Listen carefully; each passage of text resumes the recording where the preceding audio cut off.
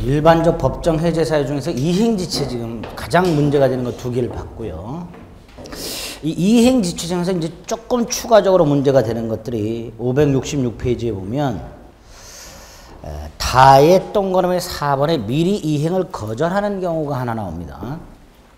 채무자가 이행기 전에 채권자한테 연락을 해서 자신은 이행할 생각이 없다라고 미리 이행을 거절을 하는 경우가 있었어요. 자, 이때 만약에 채무자가 미리 이행을 거절한다면, 즉 채무자가 이행을 하지 않겠다는 의사가 분명하다면 이 사람한테 이행하라고 쪼봐야 의미가 없죠. 그러니까 이 경우에는 최고할 필요 없이 해제권이 생긴다라고 얘기를 합니다. 일단 그게 첫째예요. 근데 채무자가 이행을 안 하겠다라고 해서 채권자한테 해제권이 생겼는데 이 채권자가 해제권을 행사하기 전에 채무자한테서 연락이 다시 왔어요. 다시 와서 며칠 전에 내가 너한테 이행을 안 하겠다고 했는데 그날 미쳤었나 보다. 이행할게 다시. 뭐 이렇게 말을 해. 그럼 자신이 이행을 하지 않겠다는 이행 거절 의사를 철회를 해버렸죠. 오른쪽 567페이지 위에서 세 번째 줄. 이행 거절의 의사표시가 적법하게 철회된 경우, 이런 경우도 있었어요. 이럴 때는 우리 판례는 또다시 기존 채권자한테 있었던 해제권은 소멸해버리고 그 해제권 그냥 행사 못하고 이럴 때는 다시 원칙으로 돌아가서 상당한 기간을 정해서 이행을 최고한 후에 해제할 수 있다. 판례예요. 이 두 가지를 구별해서 기억하셔야 돼요. 그냥 처음에 이행 거절이 있을 때는 최고 없이 해제권이 생기는데 이 해제권을 행사하지 않고 있는 동안에 상대방 채무자가 이행 거절 의사를 철회해버리면 다시 원래대로 돌아가라. 상당한 기간을 정해서 이행을 최고한 후에 그 다음에 이행하지 않으면 해제할 수 있다. 이걸 나눠서 이렇게 머릿속에 일단 이행 거절은 넣으셔야 돼요. 판례가 그렇게 해석하는 것이고 조문에 있거나 이론적인 토대가 있는 게 아닙니다. 판례가 그렇게 해석을 하는 거니까 이건 결론을 그렇게 기억을 하실 필요가 있습니다. 그 다음에 왼쪽 다시 566페이지 동그라미 3번. 당사자가요 미리 이렇게 특약을 하는 경우가 있어요. 야, 우리 둘 사이에 이행지체가 있으면 최고 따위 하지 말고 해제할 수 있도록 하자. 특약할 수 있겠죠. 근데 그런 특약을 했는데 이행지체가 생겼어요. 그럼 당연히 미리 특약을 했으니까 이때는 최고할 필요 없이 해제권이 생기겠죠. 그리고 동그라미 2번 정기행위 이행지체라고. 정기행위라는 것은 정해진 기간 내에 이행을 해야 되는 게 정기행위예요. 대표적인 게 결혼식 양복 맞추는 거. 결혼식에 입어야 되니까 반드시 기간 내에 양복 다 만들어야 되죠. 출장 뷔페를 불렀어요. 잔치가 있어서 당연히 정해진 시간까지 와야 되죠. 안 왔어. 그게 정기행위 이행지체예요. 이럴 때 결혼식을 뒤로 미루고 잔치를 뒤로 미루고 한 번 최고를 더 해서 그때까지 또 이행 안 하면 그때 해제할 수 있다. 이거 아니죠. 그냥 바로 해제할 수 있다. 이렇게 되겠죠. 그래서 정기행위 이행지체도 최고가 필요 없다. 이렇게 얘기합니다. 요건 조심하실게요. 정기행위 이행지체가 있는 경우에는 최고할 필요 없이 계약은 해제된다. 이렇게 나온 적이 있어요. OX. X죠? 최고할 필요 없이 여기까지는 맞는데 해제된다가 틀렸어요. 해제할 수 있다. 그래서 정기행위 이행지체가 있을 때는 해제권이 생기는 것이지 계약이 그냥 해제되는 것은 아니고 해제 의사표시는 따로 필요합니다. 그렇게 기억을 해주시면 되겠습니다. 됐죠? 자, 이행지체에서 여러분들이 봐두셔야 될 내용들 거의 전부입니다. 이 정도가. 이행지체 제일 중요한 내용이에요. 기간 정하지 않은 거 또는 기간이 상당하지 않은 거 또는 과다 최고한 거, 이행거절, 미리 특약한 거, 정기행위지체 요런 일들이 발생했을 때 우리 판례가 어떻게 처리하고 있는가 그걸 기억해 주시면 됩니다. 여기부터 쉬워요. 이행불능은 이행할 수 없는 상태예요. 이행할 수 없는 상태니까 당연히 최고할 필요가 없이 해제권이 생겼죠. 두 가지가 문제가 됩니다. 이행불능은 하나가 일부 이행불능. 일부는 이행이 가능했고 이행이 됐어요. 근데 일부가 이행이 불가능해. 이 일부 이행불능은 우리가 민법 총칙에서 137조를 봤죠. 일부 무효. 원칙 전부 무효 그랬죠. 그럼 여기도 일부 이행불능이니까 원칙 전부 불능 그래야 되죠. 판례는 별도의 근거 없이 반대로 해석을 해요. 판례가. 그래서 일부 이행불능이 있을 때는 원칙적으로 그 불능인 부분만 해제할 수 있다. 단 나머지 부분만으로 계약 목적을 달성할 수 없는 경우에 하나여 전부를 해제할 수 있다. 이렇게 137조와는 반대로 해석하고 있다는 거. 그거 하나 조심하셔야 되고요. 일부 이행불능. 또 하나가 한 장을 넘기면요. 568페이지 3번에 보면 동그라미 3번에 첫째가 하나 나와 있어요. 첫째라고 되어 있는 거 찾으셨어요? 자, 이런 경우를 봅니다. 갑과 을이 토지 매매를 했는데 이 토지가 갑류가 되어 있어요. 그러면 갑은 을에게 등기를 넘겨줄 수가 없죠. 갑의 채권자에 의해서 갑의 채권자에서 갑류가 되어 있다면 갑은 등기를 넘겨줄 수가 없습니다. 그럼 이행불능이죠. 이렇게 목적물에 갑류가 되어 있을 때 매수인 을은 이행불능을 이유로 바로 계약을 해지할 수 있느냐의 문제가 생기는데 우리 판례 아니다.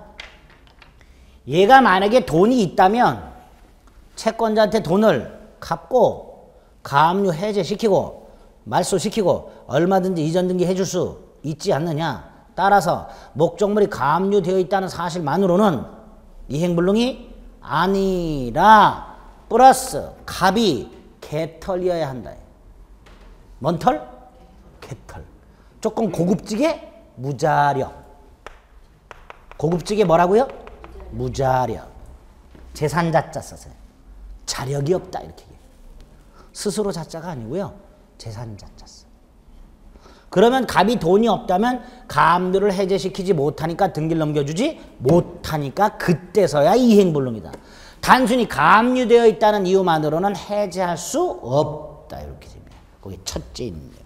그거 기억하셔야 돼요. 그래서 갑류 플러스 뭐가 있어야? 무자력이라는 말까지 있어야 해제할 수 있다라고 얘기할 수 있습니다. 됐죠? 이행불능은 이렇게 두 가지, 일부 이행불능과 갑류의 문제를 기억하시면 되겠고요. 그 다음에 이제 오른쪽에 보면, 밑에 보면 양가라 3번에 불완전 이행이 있어요. 불완전 이행은 이행은 했는데 제대로 하지 않은 거 말합니다. 이행을 하긴 했는데 제대로 하지 않은 거. 그럼 이거 채권자 입장에서 뭐라 그래요? 제대로 다시 하라. 그렇죠? 이걸 완전 이행 최고 또는 추완 최고 이렇게 말합니다.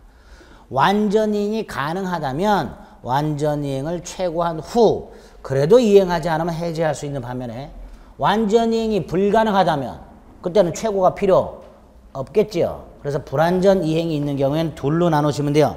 완전 이행이 가능한 경우와 완전 이행이 불가능한 경우 이렇게. 그래서 불완전 이행은 개념이 이행은 했는데 제대로 하지 않은 것 이렇게 생각하시고 가운데 거 읽지 마시고 오른쪽 569페이지 맨 위에 보면 추환이 가능한 경우하고 두 번째로 추환이 불가능한 경우 두 가지만 나눠서 기억하시면 돼요. 추환이 가능하다면 즉 완전이행이 가능하다면 완전이행을 최고한 후에 해제할 수 있고 추환이 불가능하다면 즉 완전이행이 불가능하다면 최고할 필요 없이 해제할 수 있고 이렇게.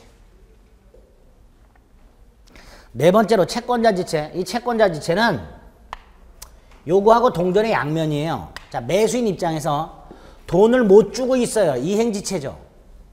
그래서 물건을 못 받고 있죠. 채권자 지체가 되는 거예요. 동전의 양면이에요.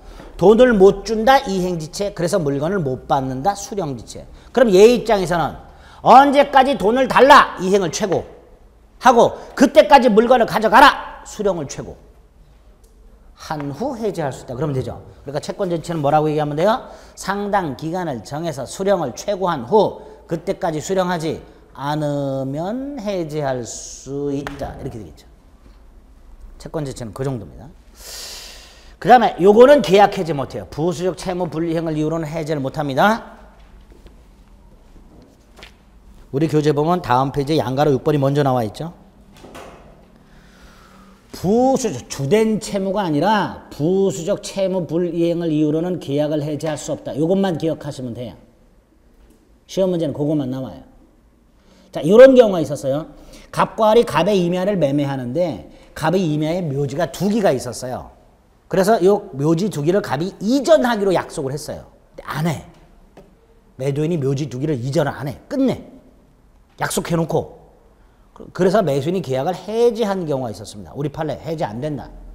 매도인이 임야내에 있는 분묘 두 개를 이전하기로 하는 특약이 터져봐 그 이전할 의무가 생기긴 했는데 그 의무는 계약상 주된 의무가 아니라 부수적 채무에 불과하다. 따라서 이를 이유로 계약을 해지할 수는 없다. 또 하나가 매매 대금을 1억으로 했는데요. 검인계약서에는 다운계약서를 써주기로 했어요. 매수인이. 그래서 매도인이 매수인한테 다운계약서를 써달라고 요구를 했더니 안 써줘. 써주기로 해놓고. 그래서 매도인이 계약을 해지한 경우가 있었어요. 우리 판례 이것도 안 된다. 단순히 검인계약서에 실제 매매대금보다 줄여서 기재하기로 하는 약정에 터져봐 그 줄여서 기재해줄 의무. 이것도 계약상 주된 의무가 아니라 부수적 채무에 불과하다. 따라서 결론. 부수적 채무 불이행을 이유로 계약 자체를 해지할 수는 없다. 그렇게만 머릿속에 넣으시면 돼요. 그 다음 이제 사정변경의 원칙이라는 게 하나 나와 있는데 다시 앞으로 돌아가면 사정변경의 원칙이란 이런 거예요. 계약을 체결할 당시 사정이 그 이후에 현저하게 변경이 돼요. 양당사자의 귀책 사유 없이 뭐 예컨대 땅값이 막 무지하게 폭등했다든가 이렇게 계약을 체결할 당시 사정이 현저하게 변경이 된 경우에 원래 계약 내용대로 이행을 강요하면 어느 한쪽에게 상당하게 불이익한 결과가 생길 때 이럴 때 계약 내용을 변경시키거나 계약 자체를 소멸시킬 수 있다는 원칙을 사정변경의 원칙이라고 합니다. 그러면 계약 체결 당시 사정이 현저하게 변경이 되었을 때 해제권이 생기느냐 이 문제가 있겠죠. 우리 판례 있다 그래요. 있다고 하면서 사정 변경의 원칙을 근거로 계약을 해제하려면 요러한 요건을 갖춰야 된다라고 말을 해요. 요러한 요건을 갖추면은 사정 변경의 원칙을 이유로 계약을 해제할 수 있다라고 말을 해요. 이렇게 말을 하면서 그 다음에 실제 사례, 그 첫 번째 사례. 계약을 체결하고 9년이라는 세월이 흐를 동안 서로 이행을 안 한 상태야. 계약만 체결해 놓고. 그리고 그 9년이라는 세월 동안에 중간에 화폐개혁 따위가 있어가지고 매매 목적물의 가격이 폭등을 했습니다. 1600배나 폭등을 했어요. 중간에. 그러면 계약 체결 당시 사정이 현저히 변경됐죠. 매도인은 당연히 계약을 해지하고 싶겠죠. 우리 판례 안 된다. 이 정도는 계약을 해지할 만한 사정 변경이 아니다. 목적물의 가격이 1600배 이상이 폭등했음에도 불구하고 계약을 해지할 만한 사정 변경이 아니래요. 우리 판례는. 그럼 도대체 어느 정도가 계약을 해지할 만한 사정 변경이냐? 없어요. 그래서 우리 대법원의 태도 이렇게 기억하세요. 사정 변경의 원칙을 이유로 계약을 해지할 수 있다. 우리 판례 5. 가능성은 열어놨어. 그런데 실제로 해제권을 인정한 적은 없다. 이렇게 머릿속에 박으셔야 돼요. 무슨 말인지 아시겠죠? 달라요. 사정 변경 원칙을 이유로 해지할 수 없다. 아니에요. 있다요. 있는데 실제로 해제권 자체를 인정한 적은 없다. 이렇게 기억하셔야 돼요. 요건이 왜 그러지 생각하시면 안 돼요. 네, 왜 그러지 생각하시면 안 돼요. 그 왜 그러지 생각하면 어려워요. 더 웃긴 거 셋째 판례예요. 지방자치단체가 땅을 팔았어요. 산 사람이 거기다 건물 지어서 음식점 운영할 목적으로 지방자치단체 미리 다 물어봤어요. 여기 음식점 허가 나냐 말이지. 괜찮다 거기. 그리고 팔았어. 팔아먹고 며칠 있다가 지자체가 공공용지로 편입을 시켜버렸어. 팔아먹은 놈이. 그럼 이 매수인은 음식점 못 짓게 됐죠. 당연히 사정이 변경됐으니까 해지할 수 있어야 되죠. 우리 판례 이 정도 갖고는 계약을 해지할 만한 사정 변경이 아니다. 환장합니다. 환장해요. 판례 문구가. 이상한 판례만. 네, 이상한 판례 많아. 다음 페이지 보세요. 570페이지에 보면 이른바 사정 변경으로 인한 계약 해제가 인정되려면 이런 요건을 충족해야 된다. 기역, 니은, 디귿, 리을 이렇게 돼 있어. 이거 안 해도 돼요. 쓸데없는 요건이에요. 무지하게 엄격해. 이런 요건을 갖추면 인정되는데 지금 말씀드린 이 두 가지의 얘는 이 요건을 갖추지 못했으니까 인정 못하겠다. 이런 거예요. 그렇게만 생각하시면 됩니다. 아시겠죠? 네. 그래서 담보 책임을 뺀 나머지 것들을 지금 다 살펴봤습니다. 이 중에서 마지막 정리, 최고 필요 없는 것들 체크해 봅니다. 최고 필요 없는 건 이행거절, 미리 특약한 경우, 정기행위, 이행불능, 불완전이행 중 완전이행이 불가능한 것. 이런 것들은 뭐가 필요 없다? 최고가 필요 없다. 이렇게 마무리 지으시면 됩니다. 여기까지가 해제권 발생 사유입니다. 이 정도만 알고 계셔도 시험장 가셔서 합격하는데 아무런 지장이 없습니다. 네. 너무 많아요? 네. 아니 교과서 제가 다 체크 안 했잖아. 중간중간에 필요한 것만 탁탁 체크해 드렸잖아요. 그죠? 그건 뭐 나머지 다 풀풀. 자, 이제 571페이지로 갑니다. 자, 해제권이 생겼어요. 해제권을 행사할지 말지는 해제권자의 자유입니다. 자, 행사할 때는 1의 양가를 본 일방적 의사표시 형성권이에요. 원칙적으로 두 번째 줄 조건기한 못 붙입니다. 원칙적으로 뭘 못 붙인다고요? 조건기한 못 붙여요. 다만 거기에 보면 이렇게 돼 있어요. 세 번째 줄에 해제권자가 이행 지시에 빠진 상대방에게 최고를 하면서 언제까지 이행해라. 여기까지 괜찮아요. 근데 뭐라고 말했냐면 만약 그때까지 이행하지 않으면 내가 별도로 해제하겠다는 말을 안 해도 계약은 해제된다 라고 의사를 표시했어요. 갑이 을에게 이달 말까지 이행을 해라. 이게 이행 최고죠. 근데 여기서 끝나지 않았고 만약 그때까지 이행 안 하면 그 다음날 그냥 계약은 그냥 해제된다 이렇게 말을 했어요. 갑이. 그럼 이 갑의 입장에서는 해제 의사를 미리 표시한 거죠. 다만 이 해제 의사 표시 효력은 아직 생기지 않고 있다가 말일까지 이행을 안 하면 해제 효력이 생기죠. 그러니까 말일까지 이행하지 않는다라는 사실이 해제 효력을 발생시키는 정지 조건이 돼버려요. 그래서 요거를 우리 판례는 정지 조건부 해제권 행사 이렇게 말을 해요. 요거를 뭐라고 말한다고요? 정지 조건부 해제권 행사. 그러니까 아하, 예외적으로 해제권 행사와 같은 단독행위에 조건을 붙일 수 있구나. 예외적으로. 됐죠? 그 다음에 밑에 동그라미 2번 큰 거. 철회 불가. 당연히 해제 의사표시가 상대방한테 도달하고 난 다음에는 철회할 수 없다. 이렇게 되겠죠. 그리고 다음 페이지. 불가분성. 이 개념 하나 잡습니다.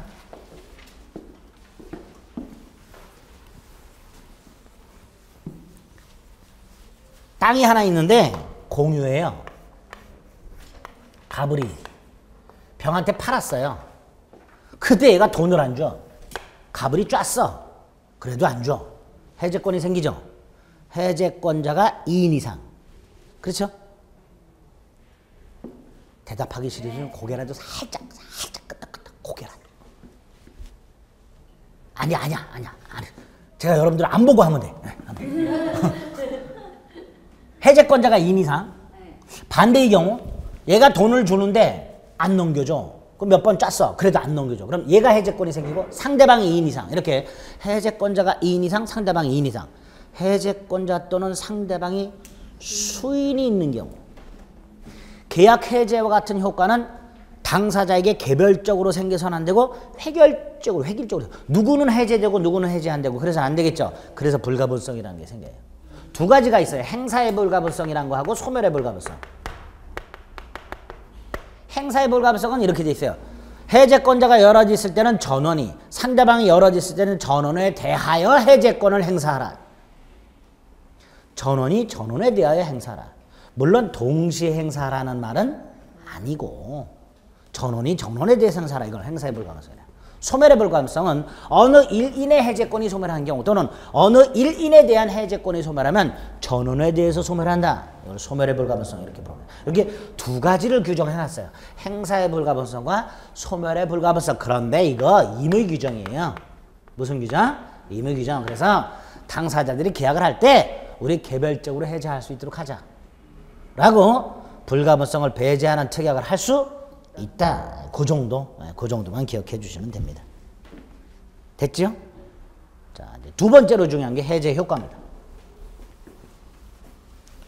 순서대로 두 번째로 중요한 게 아니라 둘 다 중요한데 아까 해제권 발생 사유 중요하고 이제 해제 효과가 중요해요.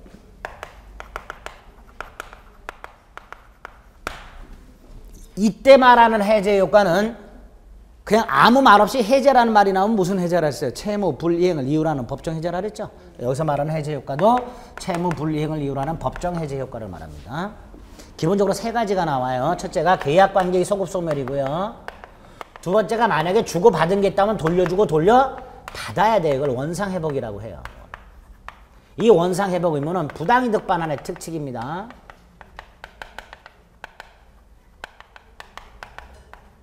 따로 손해배상 청구할 수 있어요. 손해배상. 채무 불이행을 이유로 하니까 손해배상 청구할 수 있습니다.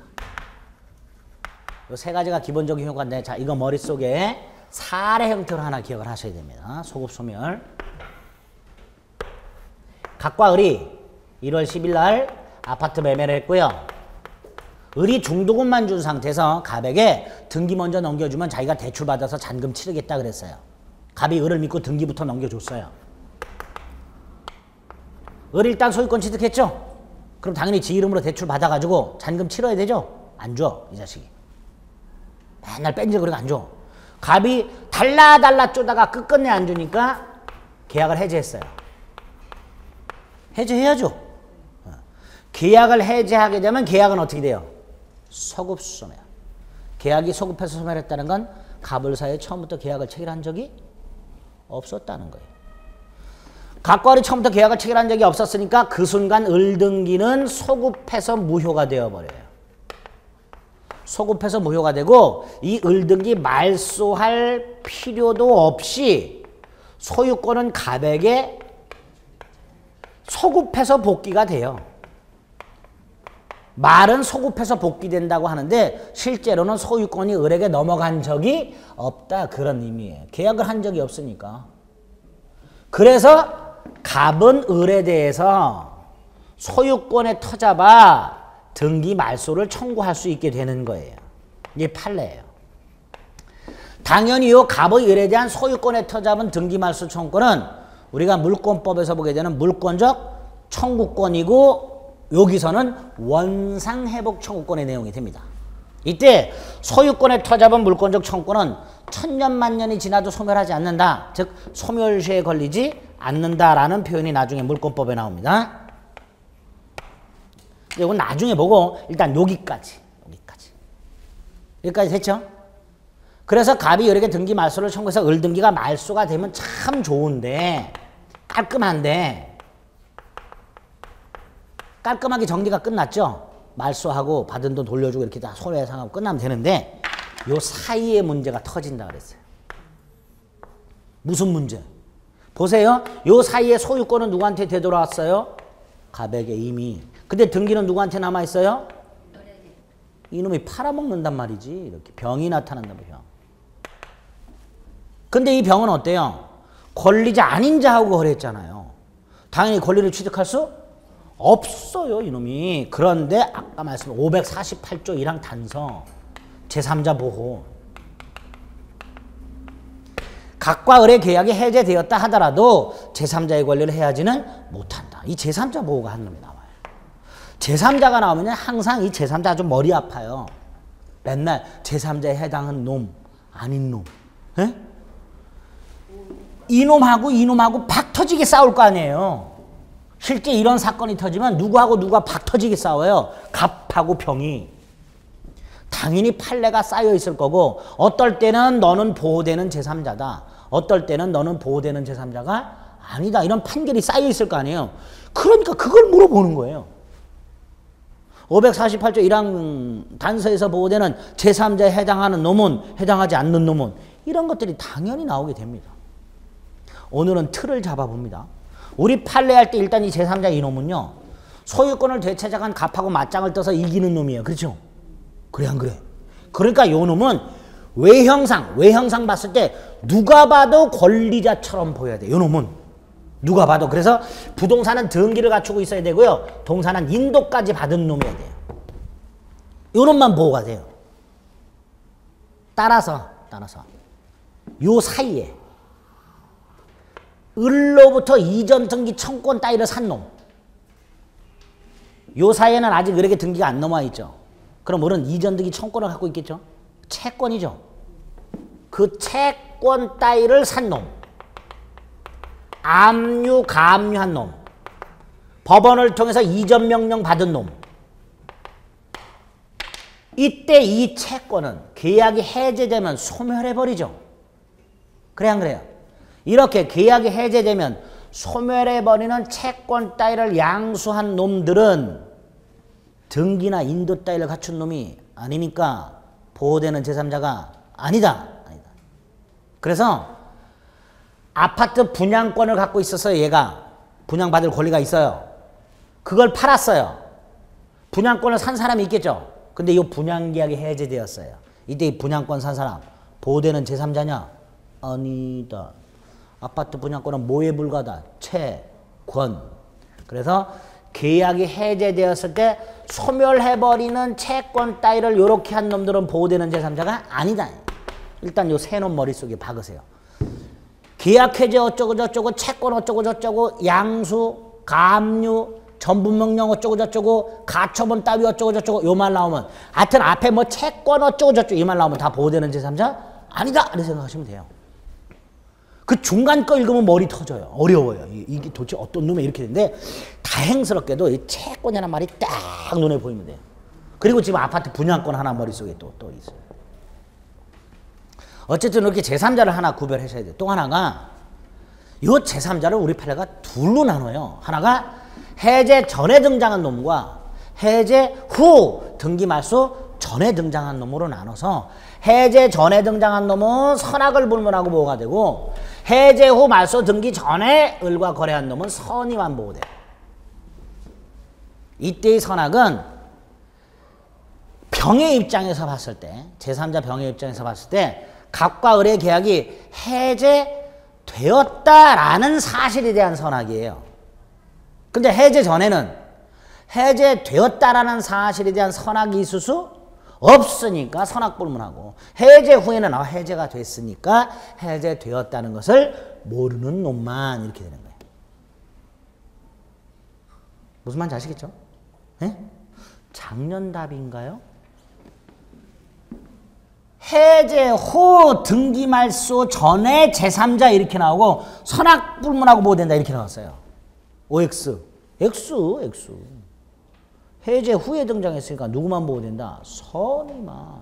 그래서 계약관계의 소급 소멸과 관련해서는 요 사례 형태 가지고 그 소급 소멸의 의미를 머릿속에 꽉 박아두시고 추가해서 제3자와 관련해서 두 가지 등기나 인도 따위를 갖춘 놈 보호된다. 해제 전에는 선악불문하고 보호되고 해제 후에는 선의만 보호된다. 이렇게 머릿속에 탁 박으세요. 여기서 기억하실 거예요. 됐죠? 그럼 요놈 원상회복. 아무것도 이행을 하지 않고 계약만 한 상태에서 해제가 됐다면 돌려주고 돌려받을 게 없죠. 근데 일부라도 또는 전부를 이행한 상태에서 해제됐다면 돌려주고 돌려받아야 되고요. 부당이득 반환인데 특칙이에요. 자, 우리 지난번에 부당이득 반환을 말씀드릴 때 제가 싱가포르 달러를 54,000달러 더 받은 거 말씀드렸죠. 이때 반환 범위가 선악에 따라서 달랐죠. 특칙이 두 개가 있어요. 선악불문하고 현존이익만 반환하라라고 반환 범위를 좁혀주는 제한 능력자가 있고 있었죠. 확대하는 게 있어요. 선악불문하고 전부 반환해라.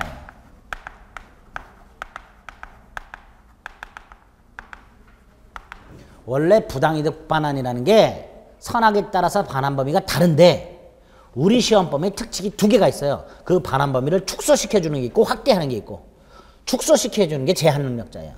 제한 능력자는 선, 악, 불문하고 뭐만 반환하면 되고 현존이 확대하는 게 이거 선, 악, 불문하고 전부 반환.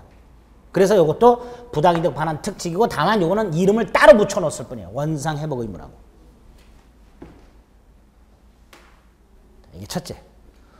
두 번째로 당연히 물건 받은 놈은 물건 돌려줘야 되고요. 돈 받은 놈은 돈 돌려줘야 되죠. 이것만 돌려주면 안 돼요. 처음부터 물건 받은 적이 없었던 상태로 처음부터 돈을 받지 않았던 상태로 되돌려야 되니까 사용이 과실 돌려줘야 되고요. 이자 붙여야 돼요. 쉽게 말하면 그냥 깡그리 돌려줘라 이런 뜻이에요. 당연히 이거 받은 날로부터 계산해야 되죠. 물건 받은 놈은 받은 날부터 물건을 썼을 것이고 돈 받은 놈은 받은 날부터 이자가 붙었을 테니까 받은 날로부터 계산해야 되죠. 그래서 이건 아예 조문이 있어요. 받은 날부터 가산하라.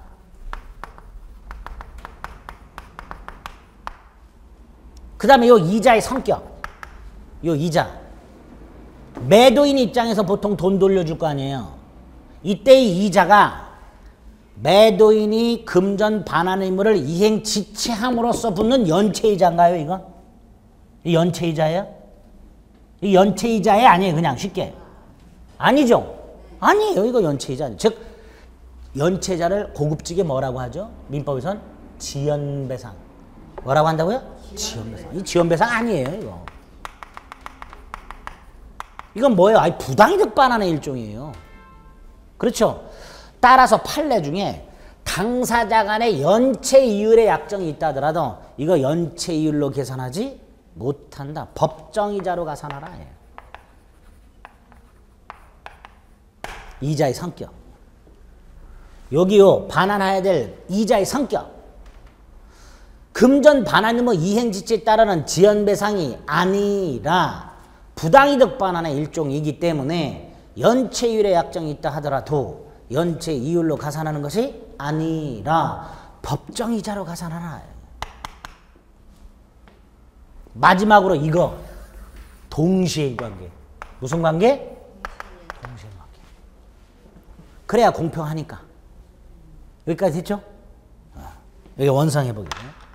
세 번째가 이거 551조.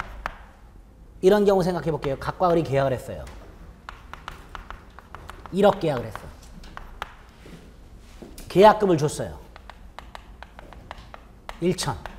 그리고 대금에 충당하기로 했어요. 대금 일부가 됐어요. 당사자가 특약을 해서. 근데 을이 나머지 안 줘. 갑이 몇 번 짰는데도 안 줘. 갑이 계약을 해제합니다.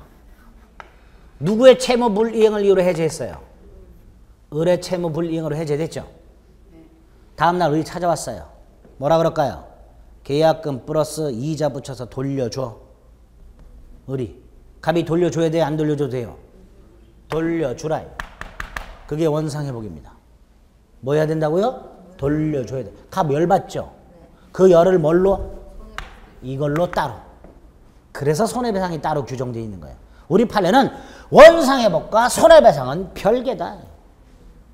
그러니까 원상회복할 것은 하고 손해배상은 손해배상대로 청구하고. 이때 갑이요, 이거를 손해배상에 충당하고 싶으면 미리 특약을 해야 돼요. 뭘 해야 된다고요? 특약. 계약을 하면서 을의 채무 불이행을 이유로 만약에 계약이 해제되면 계약금은 반환하지 않기로 한다 라고 특약을 하면 그때는 그 계약금을 손해배상에 충당하게 됩니다. 근데 우리 판례 그런 약정이 없다면 갑은 실제 손해배상만을 청구할 수 있을 뿐 계약금이 갑에게 당연히 손해배상으로 귀속되는 것은 아니다. 별개의 문제란 말이에요. 그러면 갑의 입장에서는 을이 와서 계약금 플러스 이자 돌려달라 그랬대. 성질 낼 필요가 없어요. 돌려줄 건 돌려주고 따로 손해배상을 청구하면 돼요. 그런데 만약에 이 경우에 이거 먼저 돌려주고 나중에 손해배상 청구하라. 그럼 진짜 열받죠. 얘는. 그러니까 이것도 동시행하게 됩니다. 그래서 을이 와가지고 계약금과 이자 달라 그러면 갑은 고급지게 목소리 높일 필요도 없고 내가 손해가 이만큼 생겼는데 이거 배상할 때까지 못 돌려줘. 그러면 돼요. 그럼 을은 얼만데 그럴 거고요. 갑은 이거에다가 이자 붙인 것만큼을 손해배상이라고 얘기하면 돼요. 그럼 을은 먹고 떨어지라 그럴 거고요. 먹고 떨어져가 뭐예요? 상계. 뭐가 된다고요? 상계. 그렇게 고급지게 처리를 해야지 머리끄댕이 붙듣고 너 때문에 해제가 됐는데 만에 뭐 이렇게 쌈박질 할 필요가 없다. 아시겠죠? 그렇게 손해배상까지. 마지막으로 이때의 손해배상은 이행이익배상입니다. 무슨 이익배상? 아까도 잠깐 말씀드렸지만 이행이익이란 건 이런 거예요. 이행을 계약이 유효하다면 이행을 했어야 되잖아요. 이행을 하지 않았을 때 발생한 손해가 이행이익이에요. 그러니까 당연히 누군가가 채무를 이행하지 않아서 계약이 해제됐으니까 당연히 손해배상은 뭐예요? 이행이익배상이에요. 그런데 소송에서 당사자가 실내이익배상을 청구한 적이 있어요. 당연히 법원은 기각해야 돼요. 왜? 무슨 이익배상을 청구해야 되는데? 이행이익배상을 청구해야 되는데 계약 당사자가 계약을 해자고 법원에다가 실내이익배상을 청구한 경우가 있었어요. 법원은 기각을 해야 되는데 이걸 받아줬어요, 법원이. 왜냐하면 계산이 이게 훨씬 어려워요, 계산이. 실내이익 계산은 간단해요. 대충 다다닥 계산기 두드리면 실내이익 손해배상이 나오는데 이거는 복잡해요, 계산 방법이. 또 방식도 학설도 막 나눠져 있어요. 그러니까 법원 입장에서 보세요. 이행이익을 다 계산할 준비를 쫙 하고 있었는데 아 오늘 또 밤 새야 되네. 폭탄도 좀 못 마시네 하고 고민을 하고 있었는데 소장을 딱 봤더니 실내이익배상을 딱 청구해. 술 마시러 갈 수 있다. 간단하니까 이거. 그러니까 법원 입장에서는 땡큐. 법원 입장에서는 뭐라고요? 땡큐. 그래서 아주 이렇게 쿨하게 얘기해. 원래는 이행이익배상인데 그래서 이거 받아주면 안 되는데 괜찮아.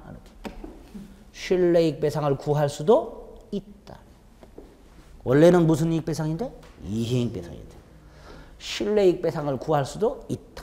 마치 선심 쓰는 것처럼 판결을 딱 하고 후다닥 실내이익배상 판결하고 와서 그날 이제 폭탄주 쫙 여유 있게 마시는 거야.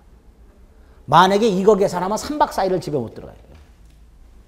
제 얘기고 어쨌든 제 얘기고 그렇게 법원이 받아준 적이 있단 말이에요. 그래서 이행이익배상의 원칙이에요. 다만 실내이익배상을 구할 수도 있다. 이렇게 생각하시면 돼요. 여기까지가 계약해제효과 크게 세 덩어리. 교재를 잠깐 봅니다. 573페이지 큰 동그라미 2번 계약의 소급적 실효. 물권 복귀 시 등기 필요 없다. 2번 등기 말소 청구는 소멸시에 걸리지 않는다. 안다 그랬죠? 원상 회복 의무가 생긴다. 다음 페이지. 세 번째 줄 부당이득 반환 의무의 성격이 있다. 양가라 3번 범위. 두 번째 줄 선악불문하고 전부 돌려줘라. 밑에 동그라미 1번 원물 반환이 원칙이다. 첫째 세 번째 줄 과실과 사용 이익까지 돌려줘라. 둘째 돈은 받은 날로부터 이자 가산하라. 이때의 이자 오른쪽 575페이지 위에서 두 번째 줄 부당이득 반환 성질을 갖는 것이지 반환임의 이행지체로 해놓은 것은 아니다. 그래서 다섯 번째 줄 법정이자로 가산하라.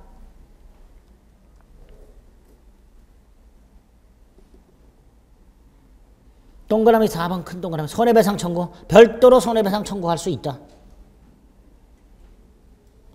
밑에 양가로 2번 성질과 범위 다섯 번째 줄 원칙적으로 이행이익배상이다. 다만 예외적으로 실내이익배상도 청구할 수 있다.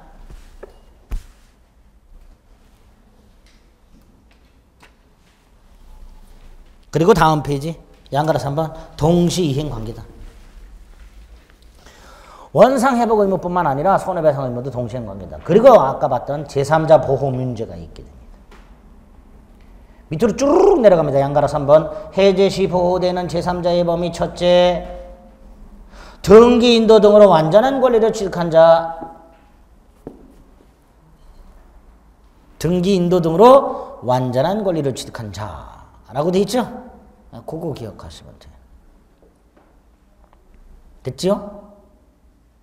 그리고 오른쪽 다 읽지 마시고요. 밑으로 쭈르륵 내려가면 양가로 4번 제3자 범위 확대 판례는 해제로 인하여 보호되는 제3자 범위를 확대해서 해제 후 말소 등기 전에 계약 해제 사실을 모른 채 선의로 새로운 권리를 취득한 제3자도 포함된다. 이렇게.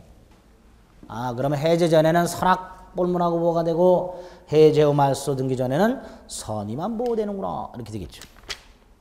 그리고 다음 페이지 제3자 해당하지 않는 경우 첫째 첫 번째 줄 중간 이후 채권을 양도받은 채권 양수인 됐죠? 둘째 역시 첫 번째 줄에 보면 채권을 어쩌고 저쩌고 가처분 권리자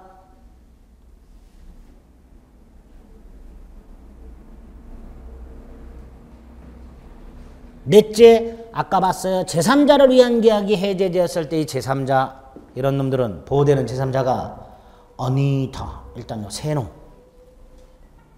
머릿속에 넣어둡니다. 됐죠? 됐습니다. 자 그러면 해제권이라는 게 뭔지 어떻게 생기는지 어떻게 행사하는지 행사했을 때 어떤 효과가 나오는지까지 봤어요. 그런데 해제권이 있는데요. 이 해제권자가 해제권을 행사를 안 해. 그럼 이 해제권을 천년 만년 존속시킬 수는 없겠죠. 그래요, 안 그래요? 그러니까 마지막으로 해제권의 소멸이 나옵니다. 해제권자가 해제권이 있음에도 불구하고 해제권을 행사하지 않고 있는 경우 그 해제권을 소멸시키는 장치들. 일단 가장 기본이 되는 게 채무자가 채무를 이행을 해요. 채권자가 이행을 받아. 해제할 생각이 없는 거죠. 해제권자가 스스로 해제권을 포기해. 해제권이 소멸합니다. 그 다음에 해제권, 형성권이라고 그랬습니다. 무슨 권? 형성권. 행사 기간에 문제가 생기죠. 기간을 정했다면 정한 기간, 정하지 않았다면 10년의 제척기간 경과로 소멸한다. 이렇게 되겠죠. 근데 이 10년 나오면 또 뭐가 문제된다?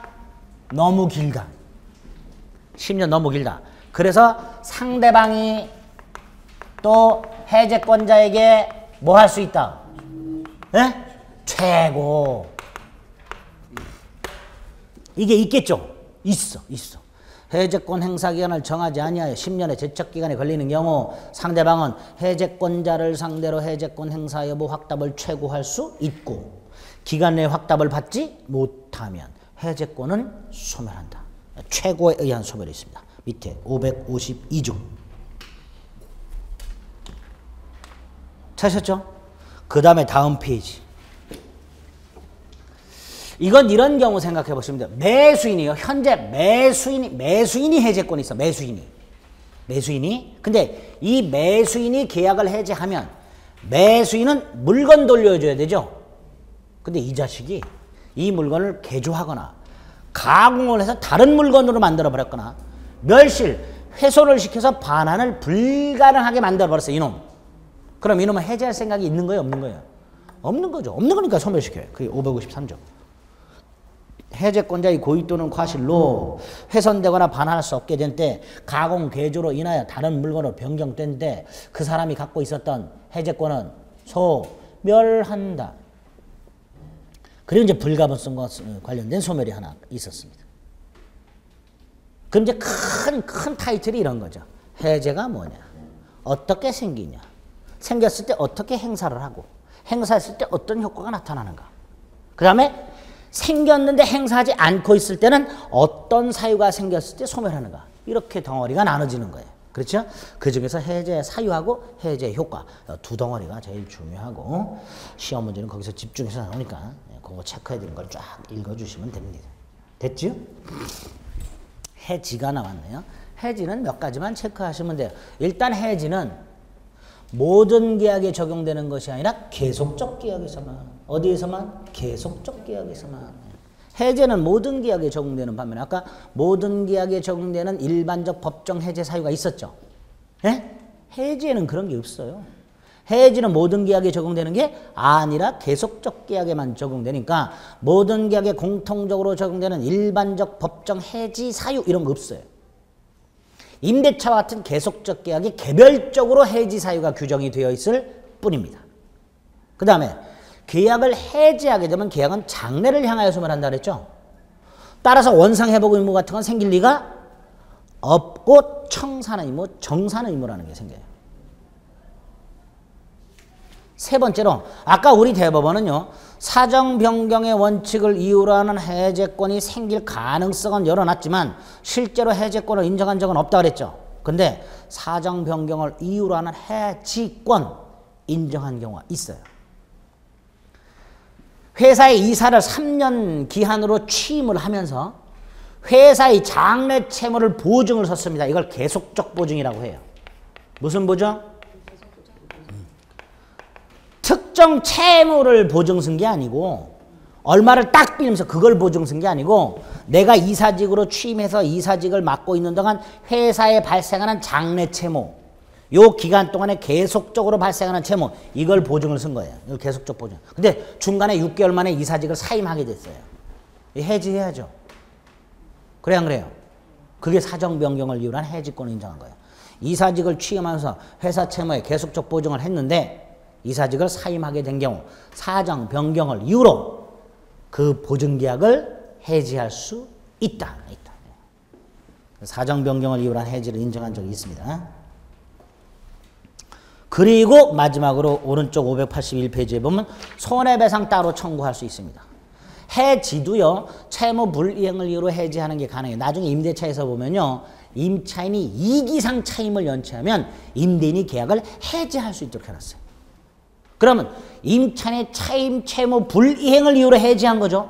당연히 뭘 청구할 수 있어야 돼요? 손해배상. 그래서 아까 요 551조가 이렇게 돼 있어. 계약의 해지 또는 해지는 손해배상 청구에 영향을 미치지 아니한다. 그래서 해지, 해제의 공통점 중에 하나가 이거예요. 손해배상 청구할 수 있다. 됐죠? 해지는 요 정도만. 계약을 소급해서 소멸시키지 않고 장래 소멸시키니까 원상회복이 아니라 청산 의무가 생긴다. 계속적 보증계약의 해지처럼 사정 변경을 이유로 하는 해지를 인정하고 있다. 별도로 손해배상 청구할 수 있다. 이런 것들만 해지에서 기억을 해 주시면 되겠습니다. 됐지요? 네, 계약 총론 끝이 났습니다. 이제 강론으로 가면 돼요. 매매를 볼 겁니다. 잠시 쉬었다 보겠습니다.